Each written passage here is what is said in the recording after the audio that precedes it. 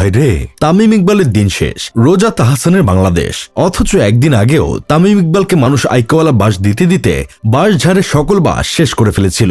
এখন সেগুলো বাদ দিয়ে পুরো জাতি গবেষণা করছে রোজার সাথে তাহসানের কেন বিচ্ছেদ হলো। কেউ বলছে চাইনিজ তালার মধ্যে বাঙালি চাবি দিয়ে গুতাগুতি করলে তালা জীবনও খুলবে না, তাহসান তালা খুলতে পারে নাই বলেই বিচ্ছেদ হয়েছে। আবার কেউ বা বলছে রোজা অতিরিক্ত ভাত খাওয়ার কারণে তাহসান ছেড়ে দিছে। কেউ কেউ এটাও বলতেছে রোজা নাকি প্রতিদিন মাঝরাতে তাহসানকে শুনিয়ে শুনে গান গাইতো, আমি জোয়ান একটা মাইয়া, বুড়া বেড়ার কাছে আমার বাবা দিছে বিয়া। লজ্জায় অপমানে তাহসান নাকি রোজাকে ছেড়ে দিছে। আমার কেন জানি মনে হয় তাহসানের এইসব কোনো সমস্যা নেই। যদি সমস্যা থাকতো তাহলে নিশ্চয়ই জামশেদ মজুমদারের ঘরের বাজার থেকে হানি নাটস কিনে তাহসান খেত। তাহসানের বিচ্ছেদ হয়েছে অন্য কারণে। এখন প্রশ্ন হলো সেলিব্রিটিদের এত ডিভোর্স হয় কেন? এই বিষয়ে আবির নামে প্রিয় বড় ভাই বলেছেন, সেলিব্রিটিদের ডিভোর্স এত বেশি কেন সেটা নিয়ে অনেকেই অবাক হয়। আসলে ব্যাপারটা খুব জটিল না, বরং বিষয়টা খুবই সহজ। ধরেন আমি একজন সেলিব্রিটি, একটা মেয়েকে আমার খুব পছন্দ হয়েছে। পছন্দ মানে সিরিয়াস লেভেলের পছন্দ। প্রেম করে ধীরে ধীরে সময় নষ্ট করার ধৈর্য নেই। আমার দরকার তার শরীর। কিন্তু সমস্যা হলো আমি তো আর সাধারণ মানুষ না।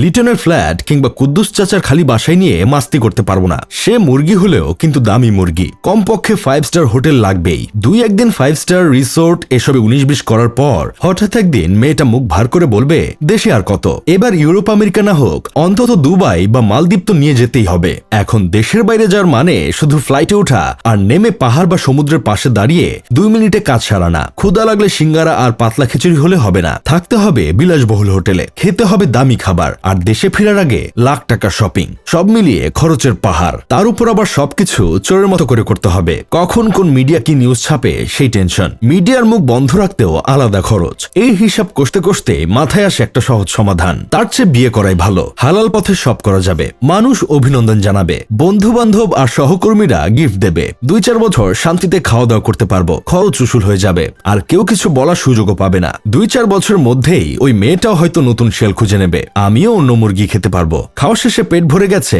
এখন ডিভোর্স।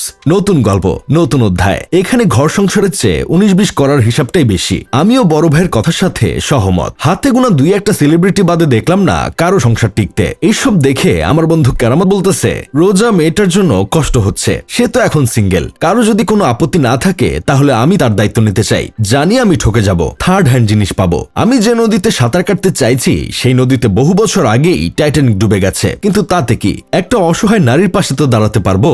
জাতির এখন উচিত জোর করে হলো রোজার সাথে আমার বিয়ে করিয়ে দেওয়া। যাই হোক, শেষমেশ আমি গোলাম হোসেন একটা কাজের কথা কই, তামিম ইকবালের উচিত তাহসানকে একটা ধন্যবাদ দেওয়া। তাহসান ইস্যু না আসলে পাবলিক যেভাবে খেপেছিল এতদিনে তার মায়ের বা পাকিস্তান হয়ে যেত।